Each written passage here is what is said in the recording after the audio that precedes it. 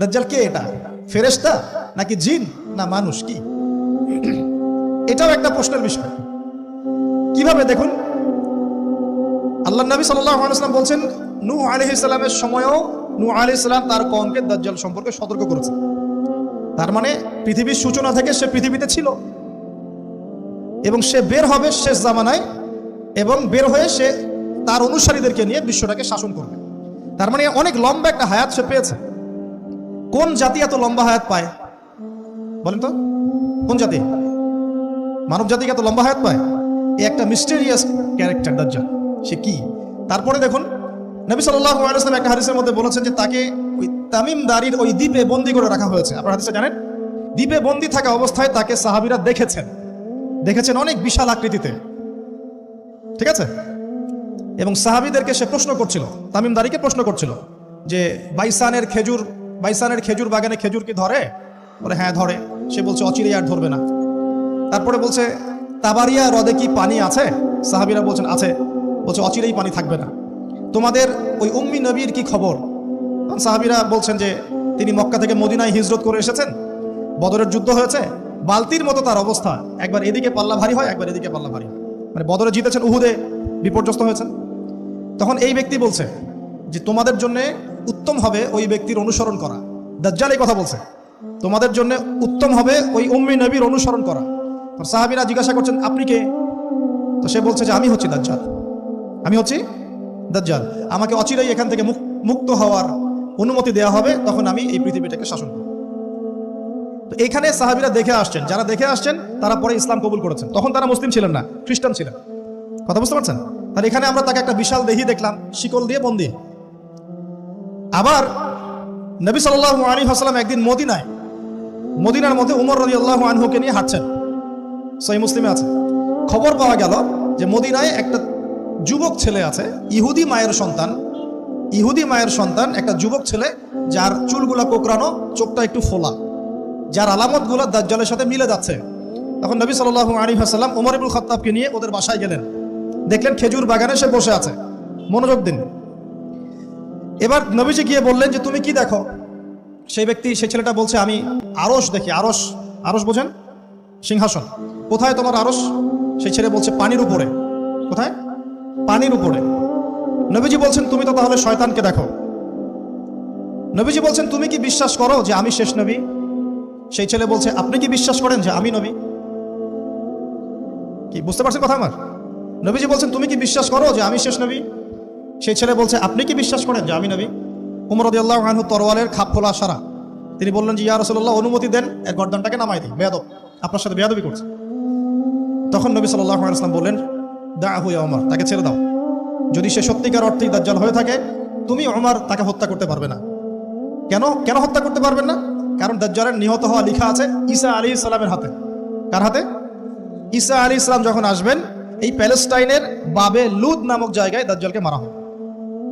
ঠিক আছে কথা? তাহলে ওমর তুমি তাকে হত্যা করতে পারবে না। আর যদি সে দাজ্জাল না হয়ে থাকে, নিরপরাধ মানুষকে হত্যা করে কোনো লাভ নাই। এখানে চান্স নেওয়া হলো 50-50। এক হাদিস আপনি দেখছেন, নবীজি বলছেন নূহ আলাইহিস সালাম তার কওমকে দাজ্জাল সম্পর্কে সতর্ক করেছেন। এক হাদিসে নবীজি বলছেন সে বের হলে 40 দিন বিশ্ব শাসন করবে। প্রথম দিন 1 বছর, দ্বিতীয় দিন 1 মাস, তৃতীয় দিন 1 সপ্তাহ, বাকি দিন আমাদের মতো। আরেক হাদিসে নবীজি বলছেন তামিম দারি দেখে এসেছে তাকে কোথায়? দ্বীপে বন্দী অবস্থায়, সে ছাড়া পাবে অচিরেই। আবার এখানে নবী সাল্লাল্লাহু আলাইহি ওয়াসাল্লাম মদিনাতেই একটা যুবক ছেলেকে দাজ্জাল মনে করে ইনভেস্টিগেট করলেন। আপনার কাছে কি সাবজেক্টটা সহজ মনে হচ্ছে না কঠিন? খুব সহজ কি না কঠিন? চিন্তা করতে হবে কি হবে না? এতই জটিল একটা ক্যারেক্টার। শুধু তাই না, নবীজি আরো বলছেন সে যখন বের হবে, 4টা জায়গার কথা পাওয়া যাচ্ছে হাদিসে। 4টা জায়গা কোত্থেকে বের হবে। এখানে কিন্তু নবীজি মদিনাতে তাকে খুঁজলেন, ইনভেস্টিগেট করলেন। আবার আরেকটা হাদিসে নবীজি বলেছেন সে যখন বের হবে শেষ জামানায়, তখন মক্কায় ঢুকতে পারবে না, মদিনায় ঢুকতে পারবে না। আপনারা হাদিসটা জানেন না? আলেমরা তো জানেন।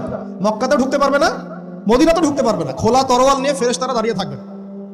আবার সেই নবী মুহাম্মদ সাল্লাল্লাহু আলাইহি ওয়াসাল্লাম মদিনাতে এই ছেলেটাকে দাজ্জাল ভাবছেন, ইনভেস্টিগেট করছেন। তার মানে তারা সতর্ক ছিলেন। এই ছেলের নাম ছিল ইবনে সাইয়্যিদ। কি নাম? ইবনে সাইয়্যিদ, নাম মনে রাখবেন। এও একটা বিস্ময়কর ক্যারেক্টার। আবার সেই নবী সাল্লাল্লাহু আলাইহি ওয়াসাল্লাম বলেছেন শেষ জামানাতে দাজ্জাল বের হবে খোরাসান থেকে। কোন জায়গা? খোরাসান বলতে কোন জায়গা? এটা মূলত এর হার্ট হচ্ছে আফগানিস্তান, এর পাশে যে বেলুচিস্তান, এই যে উজবেকিস্তান, ইরানের কিছু অংশ, এই পুরো জায়গাটা, শুধু একটা দেশ না, পুরো জায়গাটা, এর হার্ট হচ্ছে আফগানিস্তান। খোরাসান থেকে বের হবে। আর এক হাদিসে নবীজি বলছেন সে ইস্পাহান থেকে বের হবে। কোন জায়গা? ইস্পাহান। এখন ইরানে, ভৌগোলিক বিষয় যখন তখন চেঞ্জ হয়ে যায়, হয় কি না?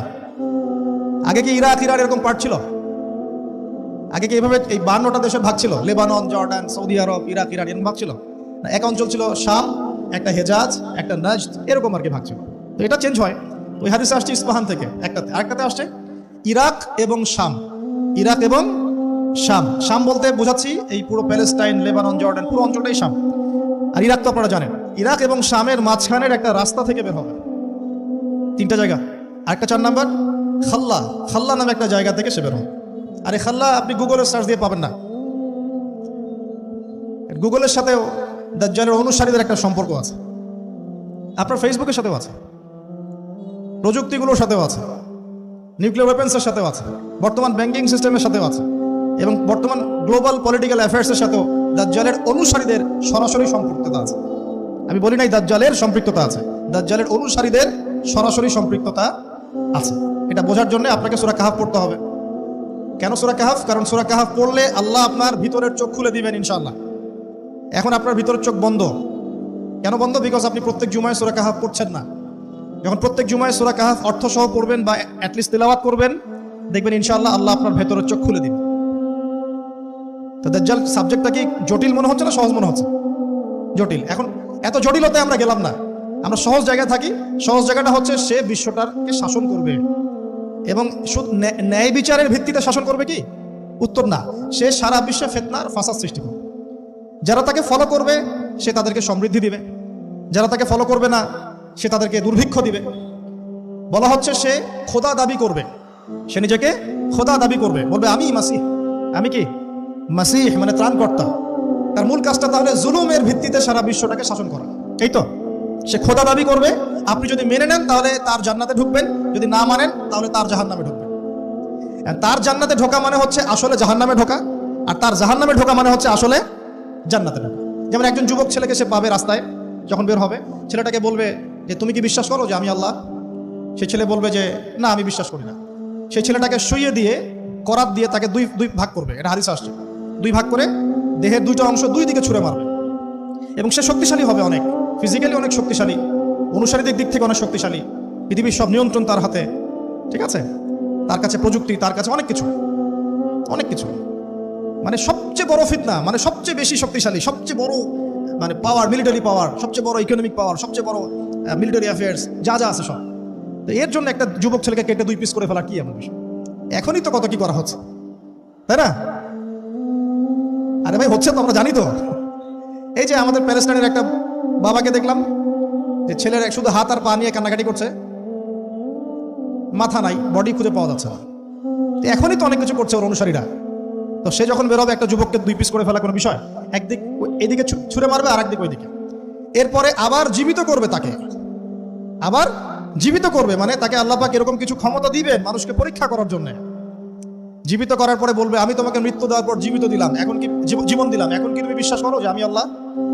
এই ছেলে এবার বলবে যে এখন আমার পুরো ইয়াকিন হয়ে গেছে যে তুই দাজ্জাল, কারণ আমি এই হাদিসটা জানতাম যে এক ছেলেকে সেভাবে কেটে টুকরা টুকরা করে আবার জীবিত করে বলবে যে আমি আল্লাহ, তুই কি বিশ্বাস করিস? তবে আমি জানতাম না যে সেই যুবক ছেলে আমি। তো বলা হচ্ছে এই যুবক ছেলে অনেক বড় শাহাদাতের মর্যাদা পাবে ইনশাআল্লাহ।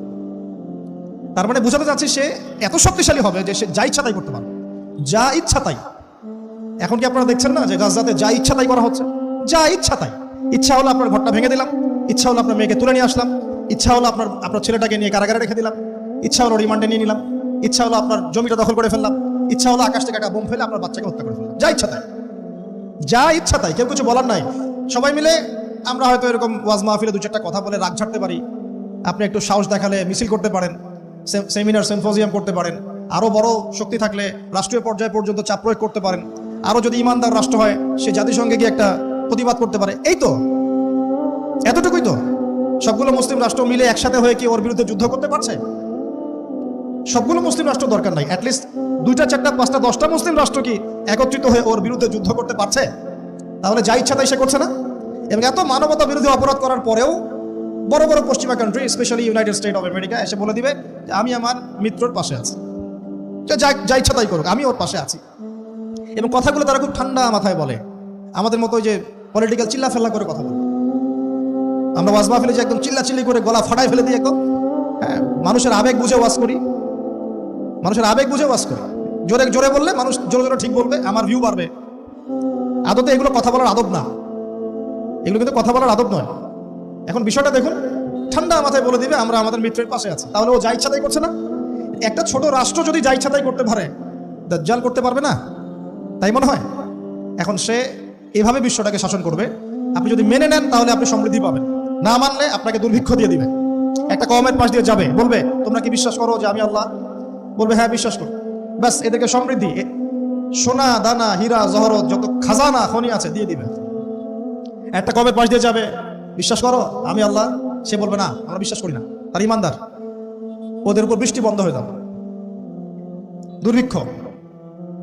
এখন দুর্ভিক্ষ, বৃষ্টি বন্ধ হওয়া ইত্যাদির অনেক ব্যাখ্যাও আছে। মূল কথাটা আসে, সে যদি বিশ্বটাকে শাসন করতে চায় তার অনুসারীর দরকার আছে কি নাই? আছে না নাই? আচ্ছা, এবার একটু ভালো করে বোঝেন। মনে করেন আপনার নাম হচ্ছে আমাদের আব্দুল্লাহ ভাই, মনে করেন আব্দুর রহমান, ঠিক আছে? আব্দুর রহমান ভাই আমাদের মনে করেন যে বিশ্বটাকে শাসন করতে চায়। তাহলে ভাই আপনি বলেন তো, এই বিশ্বের অর্থনীতি আপনার নিয়ন্ত্রণ করতে হবে কিনা? হবে না? হবে না?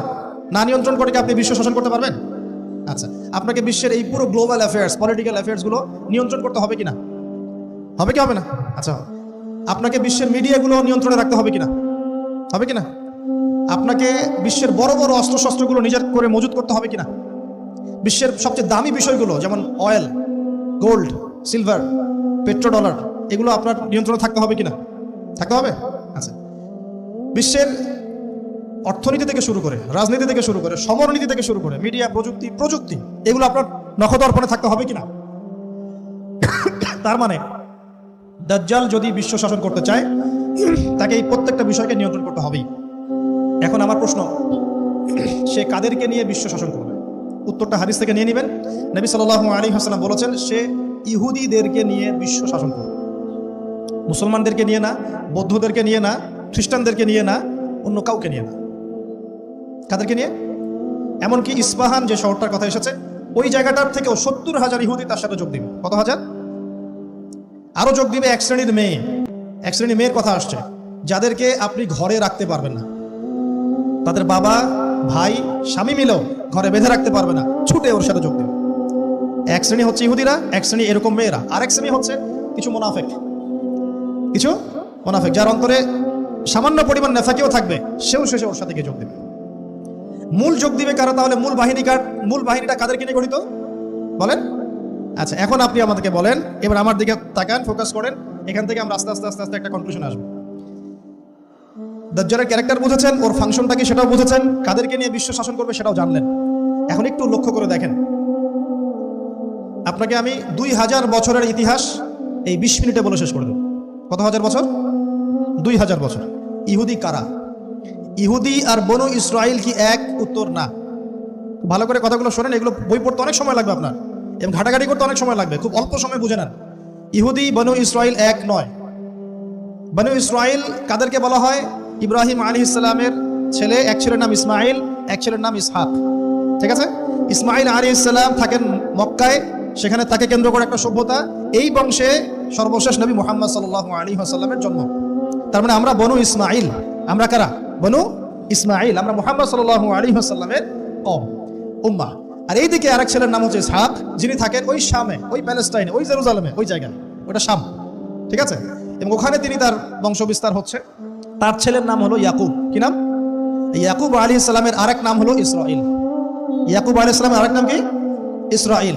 এবং তার সন্তানদেরকে বলা হয় বনু ইসরাইল। তার সন্তান অনেক। এই সন্তানদের মধ্যে একজনের নাম ইউসুফ, ঠিক আছে? তারপরে আসছে পরে ইউনুস। এই বনু ইসরাইলের মধ্যেই দাউদ, মূসা, সুলাইমান, ঈসা ইবনে মারিয়াম। বলা হয় 1,24,000 নবী রাসূলের মধ্যে বেশিরভাগই এখানে এসেছে। তাহলে বনু ইসরাইল বলা হচ্ছে এই কওমটাকে। তা ওদের নাম বনু ইসরাইল থেকে ইহুদি হলো কখন? যখন তারা ঈসা আলাইহিস সালামকে স্বীকার করলো না তখন। ঈসা আলাইহিস সালাম কি তাদের মধ্যে আসেন নাই? সেই ঈসা আলাইহিস সালামকে যখন তারা অস্বীকার করলো, তখন তাদের নাম আল্লাহ পাক এই বনু ইসরাইল থেকে পরিবর্তন করে হাদু দিয়েছেন কোরআনে।